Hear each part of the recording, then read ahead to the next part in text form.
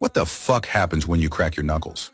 No, you're not snapping bones like a Mortal Kombat finisher. And no, Grandma, you're not summoning arthritis demons every time you do it. Your joints are filled with this greasy-ass goo called synovial fluid. It's basically lube for your fucking bones, so they don't grind together like two crusty-ass Doritos. When you stretch your fingers like a bored teenager in math class, gas comes out of the fluid and forms tiny fucking bubbles in the joint. Then, those bubbles pop. That loud-ass crack sound is not your soul leaving your body, it's just those gas bubbles collapsing like your fucking GPA. So unless you're cracking your knuckles with a sledgehammer, calm the hell down. You're not wrecking your joints, you're just throwing a bubble party inside your hands.